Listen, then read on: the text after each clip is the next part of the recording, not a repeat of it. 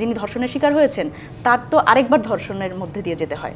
আইন শৃঙ্খলা বাহিনী ঠিকমতো কাজ করছে না, যারা তদন্ত করছেন সেই তদন্ত কর্মকর্তাদেরকেও আমরা অনেক সময় বায়াসড হতে দেখেছি, বায়াসড হয়ে তারা রিপোর্ট দিয়েছেন, সেরকম ঘটনা আমরা দেখেছি। আবার অনেক সময় দেখা গেছে নানানভাবে আসলে এক ধরনের ঘুষ কিংবা টাকার অঙ্কের লেনদেন হয়েছে, সেখান থেকেও আসলে যিনি এই ধরনের ঘটনার শিকার হয়েছেন তিনি হয়তো সঠিক বিচারটি পাচ্ছেন না। সেক্ষেত্রে আসলে একটা জবাবদিহিতার জায়গাও তো এতদিনে আমাদের সৃষ্টি করবার কথা ছিল। আমরা কি নারীদের ক্ষেত্রে সেই জবাবদিহিতার জায়গাটুকু সৃষ্টি করতে পেরেছি? খুবই গুরুত্বপূর্ণ একটা বিষয় আপনি এনেছেন। সেটা হচ্ছে দেখেন, শুধুমাত্র এটা না, আমি দুইভাবে এই প্রশ্নটার উত্তর দিতে চাই। সেটা হচ্ছে তদন্তকারী কর্মকর্তা যদি বলি, তাদের তো আসলে একটা এরকম লেনদেনের সম্পর্ক আছে যারা কিনা ঘটনা ঘটায় তাদের সাথে।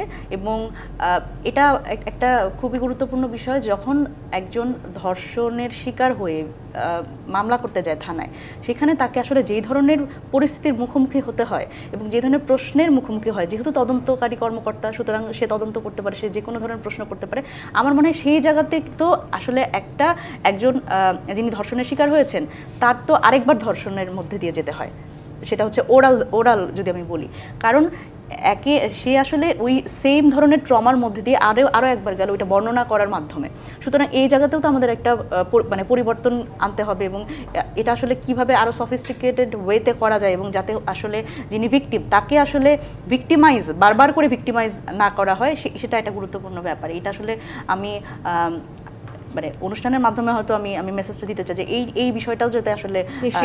আর মনিরা শারমিন, সরকার এই ধরনের ঘটনার ক্ষেত্রে জিরো টলারেন্সের কথা বলেছে। আপনি বলছিলেন আমাকে বিরতিতে যে আপনারা নিজেরা আসলে সশরীরে গিয়েছিলেন আসিয়াকে দেখতে, সেখানে আপনার একটা অন্যরকম অভিজ্ঞতা হয়েছে। সেই অভিজ্ঞতার কথা শুনবো এবং সেই সাথে একটু যুক্ত করতে চাই, এই জিরো টলারেন্স যে নীতি সরকার ঘোষণা করলো 7 মাস পর এই ধরনের ঘটনায়, সেই 7 মাস পরে জিরো টলারেন্স দেখতে পাচ্ছেন কি? উৎসবে খুশি হবে নগদে বেশি, কারণ ঘন্টায় ঘন্টায় আছে গিফট জেতার সুযোগ।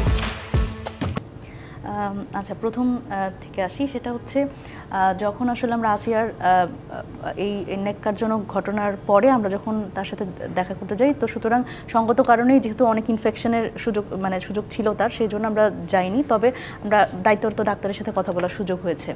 তার আসলে যেই শারীরিক নানান জায়গার ক্ষতর থেকেও তার সবচেয়ে বড় যে সমস্যাটা, সেটা হচ্ছে তার থ্রোটে, তার গলায় শ্বাসরোধ করতে চাওয়া হয়েছে এবং দীর্ঘক্ষণ ধরে, এবং সেটার কারণে তার খিঁচুনি হয়েছে ব্রেনে অক্সিজেন, বেশ কিছুক্ষণ অক্সিজেন পাচ্ছিল না। সেটার কারণেই আসলে তার অবস্থা ক্রমাগত খারাপের দিকে যাচ্ছে এবং সে কোমায় চলে গেছিল।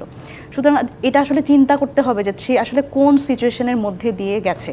আপনি চিন্তা করতে পারেন কিনা 2024 সালে এসে, এবং আমরা সেদিন তো আমাদের নারী দিবস ছিল, আমরা সেদিন আমরা এই ঘটনার মধ্যে দিয়ে গেছি, এবং এটা শোনার পর থেকে মোটামুটি আমার যতবার এই কথা মনে হয় আমি ট্রমাটাইজড হয়ে যাই।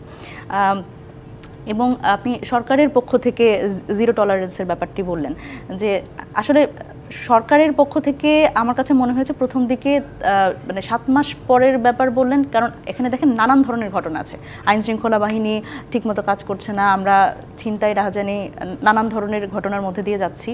এবং আমার কাছে মনে হয়েছে সরকারের পক্ষ থেকে একটু আন্তরিকতার অভাব ছিল, আমি বলবো না, তবে তার সক্ষমতা নিয়ে আমার প্রশ্ন আছে, এবং এটা আসলে সে ঠিকঠাক ম্যানেজ করতে পারে কিনা, বা এটার উপরে গ্রিপটা আছে কিনা, এটা একটা ব্যাপার। তবে জিরো টলারেন্সের কথা বলা হয়েছে, আমরা হয়তো সামনে দেখতে পাবো, এটাই আমি আশাবাদ ব্যক্ত করব।